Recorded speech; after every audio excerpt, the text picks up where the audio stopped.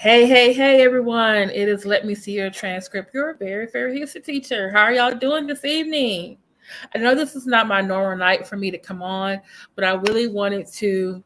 I mentioned this last week that I was going to do another video, another two videos actually for my history of series. So every month I'm trying to do a video that was related to either a holiday or something special about that month.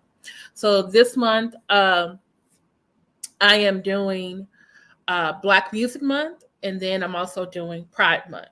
Okay. So this video is going to explain to everyone how and why June is Black Music Month and how it came about. Jimmy Carter was the first to proclaim June, okay, uh, Black Black Music Month, okay, and it was done by the Black Music Association.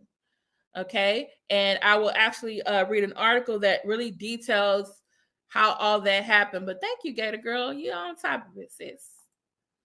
Okay. Okay.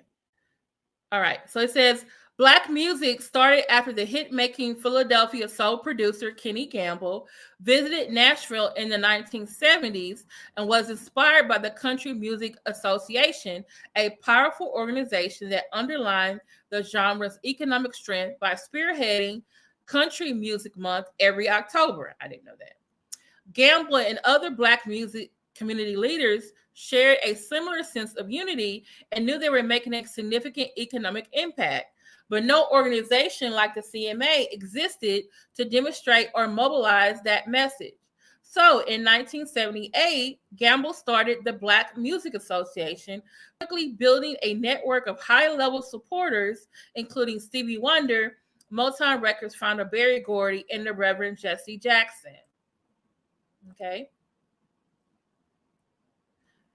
In less than a year, Gamble, along with media strategist Diana Williams and radio DJ Ed Wright, founded Black Music Month. On June 7th, 1979, President Jimmy Carter held the very first ever Black Music Month celebration, where scores of Black celebrities congregated on the White House lawn. There had been Black people in and out of the White House, but never to the extent of what happened that day, Williams recalls. And there's the video, and we're gonna watch part of the video when we're done with this. Okay. All right. Williams returned to the White House 21 years later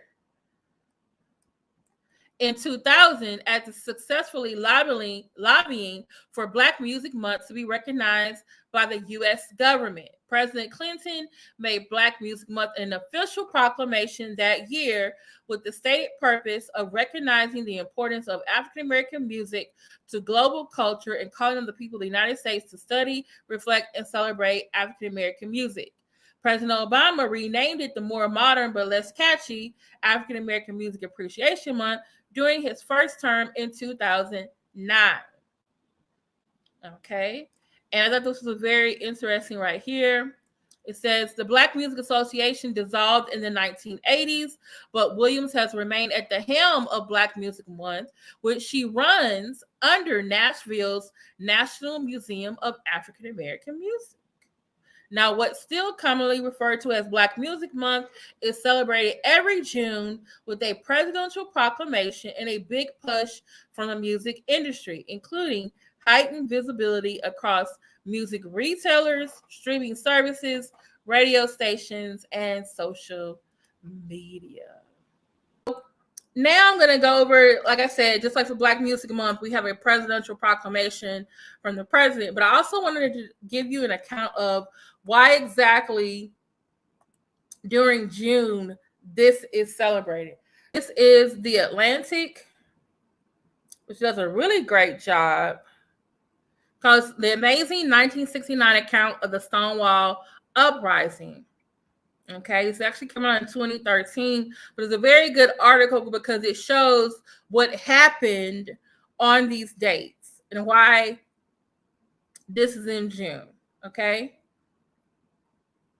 Okay, so I don't know if you can see right here. I'm going to highlight it.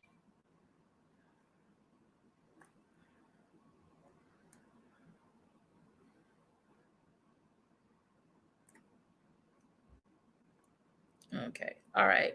It says, this is 2013.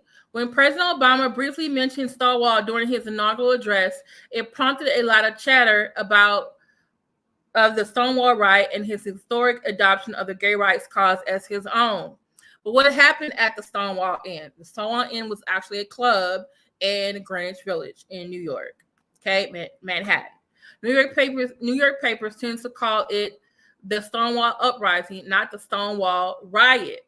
Meanwhile, it played out as 6 days of skirmishes between young gay, lesbian, and transgender individuals and the New York Police Department in the wake of a police raid of the Christopher Street Bar in Manhattan's West Village. Oh, it's West Village.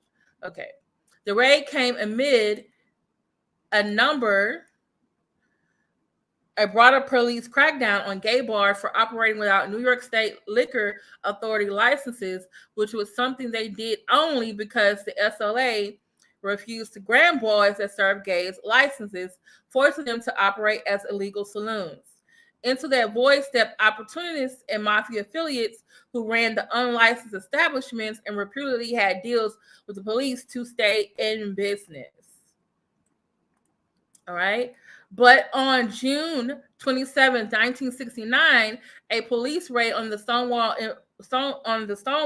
involving the arrest of 13 people inside the bar met unexpected resistance when a crowd gathered, and one of those arrested, a woman, cried out to the assembled bystanders as she was shoved into a paddy wagon. Why don't you guys do something? The conflict over the next 6 days played out a very gay variant of a classic New York street rebellion. We would see fire hoses, turn on people in the street, throwing barricades, gay cheerleaders chanting bloody variants of New York City schoolgirl songs, rocket-style kick lines in front of the police, the throwing of firebombs into the bar, a police throwing his gun at the mob, cries of "Occupy," take over,